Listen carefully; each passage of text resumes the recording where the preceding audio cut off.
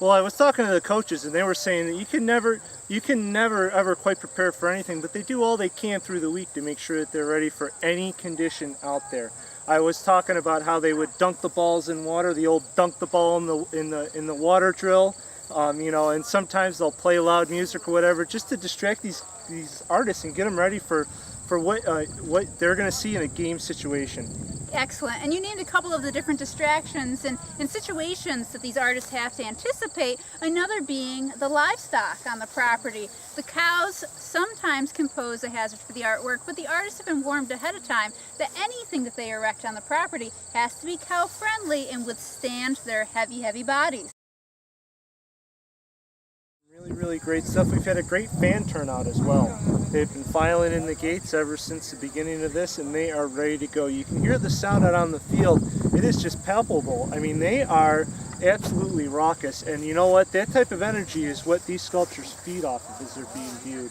Definitely. Yeah, the fans contribute so much. Art really is a spectator sport, and a venue like this at Saunders Farm really lends itself to having people come from near and far to enjoy the weather, enjoy the art, and enjoy the animals and the surroundings. So really just a perfect day all around. It's one of those things, you know, when you're a rookie and you're coming into this, you can't really account for everything because this game is just so much different than the college game. So, you know, it's important that they had the whole off season together to sit down and to look at film and to go over what was needed to really, you know, make this work and be successful. And you can really tell because it's really about that jump that the artists make from their first year at Saunders Farm to the second year.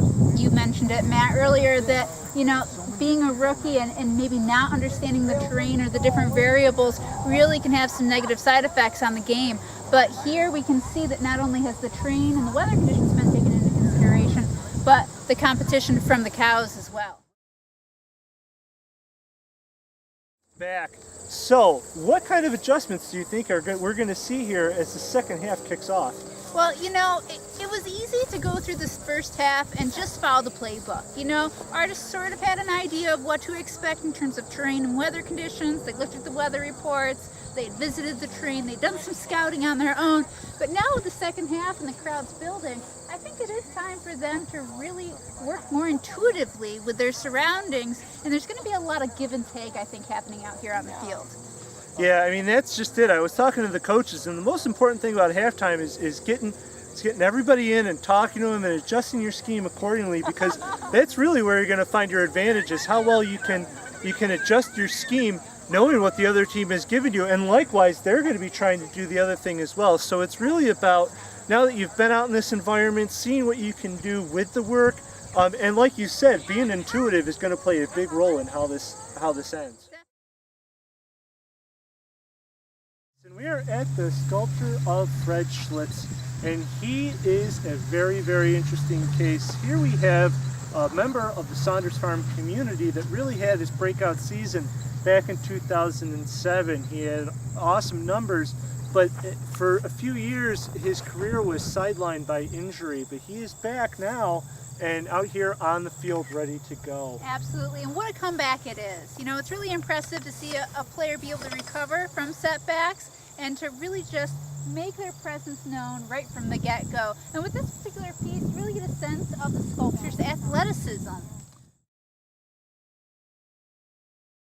I mean, you got sculptors that'll put up 30, 40 points on the board, and you got to make sure that every time you get down in close that you are coming away with something, and that is where a kicking game can really come in. And the kicking game also always depends on weather, and today we're actually quite fortunate. It's a beautiful, slightly overcast day, 76 degrees outside, and only 10-mile-per-hour wind out of the south. So hopefully artists have taken that into consideration as they begin to set up. Yeah, I mean, you're really going to be able to use it to your advantage if you're going towards the south end zone, that's for sure, because you're going to have it going to your back, which will give you probably about an extra 5 yards on your kick. Absolutely. Well, we really appreciate the artists coming out today and sharing their work with us, and we look forward to seeing more artwork today from a variety of different artists, in addition to performance artists here at Saunders Farm. So with that, I'm Erin McNally. And I'm Matt Keeney, and we're signing off for today. Thank you.